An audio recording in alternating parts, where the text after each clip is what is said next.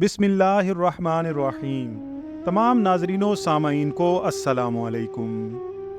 नाजरीन इकराम, आशिक रसूल हज़रत बिलाल रज़ी अल्लाह ताला अन्हो से एक दफ़ा किसी ने पूछा कि आपने पहली दफ़ा हुजूर नबी करीम सल्लल्लाहु अलैहि वसल्लम को कैसे देखा। बिलाल रज़ी अल्लाह ताला अन्हो फरमाते हैं कि मैं मक्के के लोगों को बहुत ही कम जानता था, क्योंकि ग़ुलाम था और अरब में ग़ुलामों से इंसानियत सोच सलूक आम था। इनकी इस्तिताअत से बढ़ के उनसे काम लिया जाता था, तो मुझे कभी इतना वक्त ही नहीं मिलता था कि बाहर निकल के लोगों से मिलूं। लिहाजा मुझे नबी पाक या इस्लाम या इस तरह की किसी चीज़ का कतई इल्म न था। एक दफ़ा क्या हुआ कि मुझे सख्त बुखार ने आ लिया। सख्त जाड़े का मौसम था और इंतहाई ठंड और बुखार ने मुझे कमज़ोर करके रख दिया। लिहाजा मैंने लिहाफ ओढ़ा और लेट गया। इधर मेरा मालिक, जो ये देखने आया था कि मैं जौ पीस रहा हूँ या नहीं, वो मुझे लिहाफ ओढ़ के लेटा देख के आग बगोला हो गया। उसने लिहाफ उतारा और सज़ा के तौर पे मेरी कमीज़ भी उतरवा दी और मुझे खुले सहन में दरवाजे के पास बिठा दिया और के यहाँ बैठ के जौ पीस। अब सख्त सर्दी, ऊपर से बुखार और इतनी मुशक्क़त वाला काम, मैं रोता जाता था और जौ भी पीसता जाता था। कुछ ही देर में दरवाजे पे दस्तक हुई।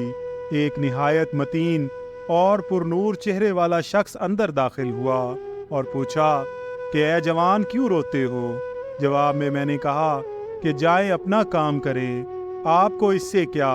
मैं जिस वजह से भी रोऊं, यहाँ पूछने वाले बहुत हैं लेकिन मदावा कोई नहीं करता। किस्सा मुख्तसर कि बिलाल ने नबी पाक को काफ़ी सख्त जुमले कहे। हुजूर नबी करीम सल्लल्लाहु अलैहि वसल्लम ये जुमले सुन के चल पड़े। जब चलने लगे तो बिलाल ने कहा कि बस मैं ना कहता था कि पूछते सभी हैं, मदावा कोई नहीं करता। हुजूर नबी करीम ये सुनकर भी चलते रहे। बिलाल कहते हैं कि दिल में जो हल्की सी उम्मीद जागी थी कि ये शख्स कोई मदद करेगा, वो भी गई। लेकिन बिलाल को क्या मालूम कि जिस शख्स से अब इसका वास्ता पड़ा है वो रहमतल लिल आलमीन है। बिलाल कहते हैं कि कुछ ही देर में वो शख्स वापस आ गया। इसके हाथ में एक गरम दूध का प्याला और दूसरे में खजूरें थी। उसने वो खजूरें और दूध मुझे दिया और कहा कि खाओ पियो और जाके सो जाओ। मैंने कहा तो ये जौ कौन पीसेगा, ना पीसे तो मालिक सुबह बहुत मारेगा। उसने कहा तुम सो जाओ, ये पिसे हुए मुझसे ले लेना।